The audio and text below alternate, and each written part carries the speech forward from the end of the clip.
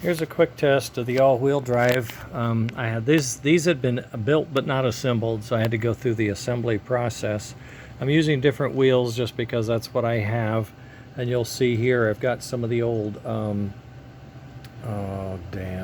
American models wheels, and over here I got some of those that we made out of our brass wheels. And you can see the pickups, individual wires.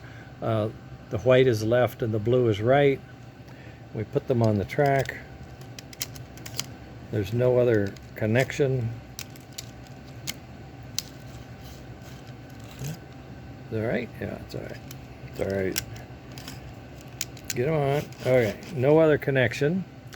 So I'm going to put on track power, and we're measuring the track power from the buck boost board for the smoke, which is 7.6, which is accurate. And I want you to notice how solid that is as we roll it. And as I pick up one end off the rails, put it back down, pick up the other end off the rails, and put it back down.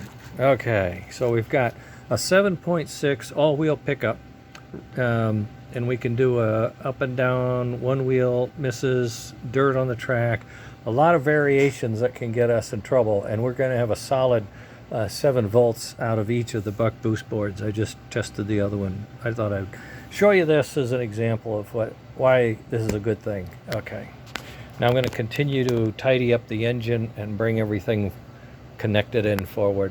As you can see, this is a pretty nice looking assembly here. Everything's wired into the power distribution panel.